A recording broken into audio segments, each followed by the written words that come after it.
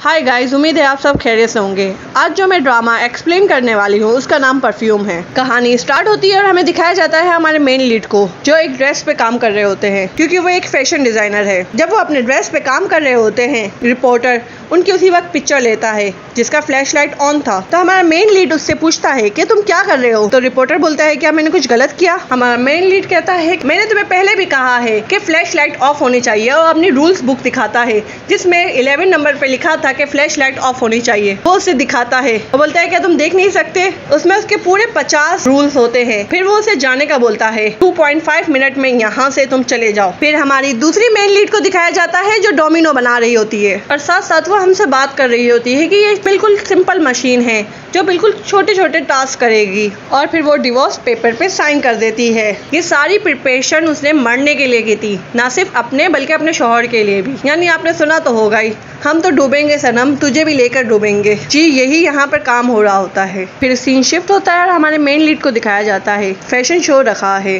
के लिए जिंदगी और मौत की बात है। जो उसकी सेक्रेटरी होती है वो उससे पूछती है किस तरह की मौत भी तो अलग अलग होती है, लेकिन हमारा मेन लीड कहता है ऐसी मौत जो हमेशा याद रहे। फिर से सीन शिफ्ट होता है और हमारे मेन लीड के हस्बैंड को दिखाया जाता है जो लिफ्ट से जरिए घर में दाखिल होते हैं। वो जैसे ही घर में दाखिल होते हैं डोमिनो स्टार्ट हो जाता है। बहुत से लोगों को डोमिनो देखना काफी अच्छा लगता है। क्या आप लोगों को भी अच्छा लगता है? मुझे जरूर बताइएगा कमेंट में। फिर हम देखते हैं कि वहाँ पर एक तस्वीर जल रही होती है जिसमें उसके हस्बैंड और उसकी गर्लफ्रेंड होती है। वो डिवोर्स के पेपर देखता है तो काफी खुश हो जाता है, लेकिन उसी वक्त उसे तीर लगता है और उसकी मौत हो जाती है। लेकिन वेट अ सेकेंड, ये क्या हो रहा है? यहाँ पर तो ये लड़की जिंदा है। जी हाँ, ये सब कुछ उसका इमेजिनेशन होता है। और वो हमारे मेन लीड से बात कर रही होती है। वो उससे कहती है कि तुम्हारे अलावा कोई मुझे नहीं समझ सकता। पर हमें दिखाया जाता है कि वो उससे नहीं उसकी तस्वीर से बात कर रही होती है, और वो जिससे बात कर रही होती है उसका नाम मिन सुक होता है। फिर हमारी मेन लीड विंडो से बाहर देखती है तो वहाँ पर फैशन शो हो रहा होता है। मेरा भी ये ड्रीम था कि मैं मॉडल बनूं, और ये सोचते हुए रोने लगती है और एक तस्वीर को फाड़ के फेंक देती है। लेकिन हवा की वजह से वो सारी तस्वीरें वापस घर पे आ जाती है। वो सुसाइड करने का सोचती है। जैसे ही वो सुसाइड करने के लिए फंदा अपने गले में डालती है तो रस्सी टूट जाती है और वो नीचे गिर जाती है। उसी वक्त बेल बजती है तो उसके नाम पे पार्सल आया होता है। उसके नाम पे एक पार्सल आया होता है।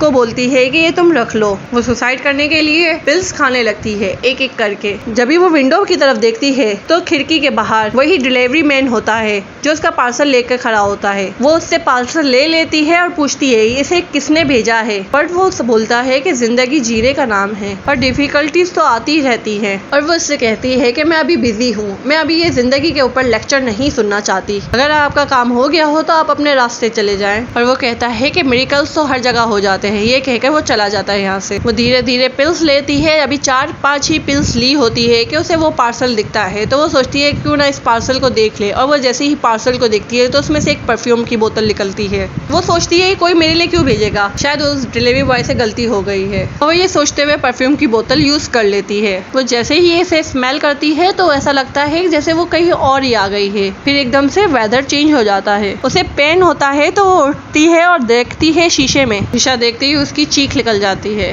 क्योंकि सामने कोई और ही था। हमें तो कोई और ही लड़की दिखाई देती है जो बिल्कुल स्मार्ट है, अजीबोगरीब हरकतें करती है। क्या ये मैं ही हूँ? वो अपने आप से ही पूछती है तुम कौन हो? फिर हमें दिखाया जाता है जिस तस्वीर को उसने फाड़ा था वो तस्वीर दिखाई जाती है। उसका नाम होता है मिंजाही, यानी ये उसका यंगर वर्जन है। वो इतनी स्लिम हो जाती है कि उसकी अंडरवेयर तक गिर जाती है। सीन शिफ्ट होता है और हमारे मेन लीड को दिखाया जाता है जो फैशन शो के स्टेज पे होता है। वो यहाँ पर सब कुछ चेक करने आया होता है, लेकिन उसे कुछ भी ठीक नहीं लगता। एक लड़का उसके पास आता है फाइल लेकर। जैसे ही उससे फाइल लेता है तो उसका चेहरा देखता है और कप आने लग जाता है। और वो उससे पूछता है तुम कौन हो? तो वो बोलता है कि मैं पार्ट टाइम वर्कर हूँ। वो उसे यहाँ से जाने का बोलता है तो वो पूछता भी है मेरी क्या गलती है। वो सबको बोलता है इसे यहाँ से ले जाओ। 2 लोग उसे ले जाने लगते हैं तो वो बोलता है मुझे रीजन तो बताओ, तुम मुझे ऐसे क्यों ट्रीट कर रहे हो। फिर वो उसकी फेस की तरफ देखता है तो उसे वहाँ पर तिल नजर आते हैं और वो तिल धीरे धीरे उसके पूरे फेस पे होने लग रहे होते हैं। इस ख्याल को सोचते हुए वो वहीं बेहोश हो जाता है। फिर से सीन शिफ्ट होता है और हमारी मेन लीड को दिखाया जाता है जो अपने आप को ही देख रही होती है। उसे यकीन नहीं हो रहा होता। वो बोलती है क्या ये सपना तो नहीं? और फिर अपने पाँव की तरफ देखती है। वो सोचती है कैसे हुआ। अभी वो सोच रही थी कि मैसेज आता है कि मैं 10 मिनट में आ रहा हूँ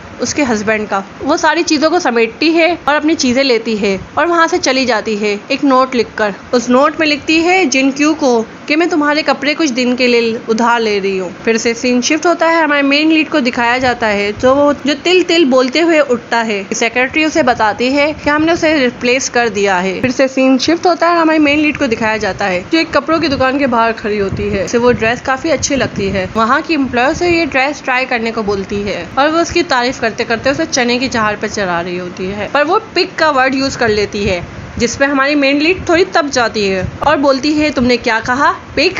और वो इससे बोलती है सिर्फ एक कपड़े का टुकड़ा तो है, तुम इंसान को कैसे एक जानवर से कंपेयर कर सकती हो। और वो गुस्सा करने लगती है। एम्प्लॉयर उसके हाथ से ड्रेस लेने की कोशिश करती है लेकिन वो ड्रेस नहीं देती, जिसकी वजह से वो फट जाता है। ड्रेस फटने की वजह से वो एम्प्लॉयर बोलती है तुम्हें अब इसका बिल चुकाना पड़ेगा। वो बोलती है मैं 12 महीने तक इसकी इंस्टॉलमेंट करने के लिए तैयार हूँ। तो पेमेंट करने के लिए वो अपना कार्ड देती है जो चलता ही नहीं है। उसी वक्त उसके हस्बैंड का मैसेज आता है कि तुम्हें क्या लगता है कि तुम मुझे अवॉइड कर सकती हो और मैंने तुम्हारा क्रेडिट कार्ड बंद कर दिया है। और वो उस फोन को देख कर बोलती है कि मुझे तुम्हें मार डालना चाहिए। फिर वो एम्प्लॉय पूछती है कि अब ड्रेस का क्या करूं? तो वो बोलती है मैं इसे जरूर खरीदूंगी, आज नहीं तो कुछ हफ्तों के बाद। तो वो बोलती है मैं तुम पे ट्रस्ट कैसे करूं?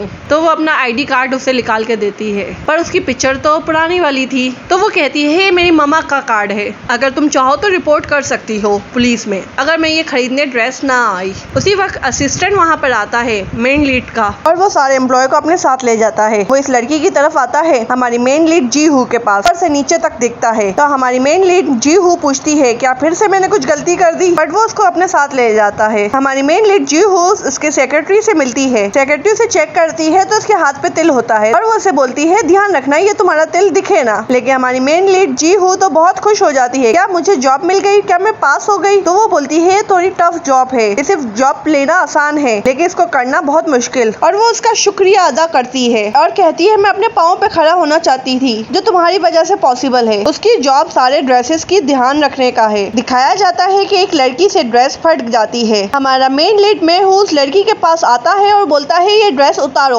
और वो ड्रेस को डमी पे रख कर उसे रीडिजाइन करता है और उसका डिजाइन सब लोगों को पसंद आता है। हमारी मेन लीड जी हू भी वहीं खड़ी होती है, उसकी वजह से सारे ड्रेस गिर जाते हैं और वो उससे पूछता है तुम कौन हो? जी हू मेन लीड से सॉरी कहती है बट वो उसका सिर्फ चेहरा देखता रहता है और कहानी यहीं खत्म हो जाती है। मुझे यकीन है आपको ये एपिसोड पसंद आया होगा।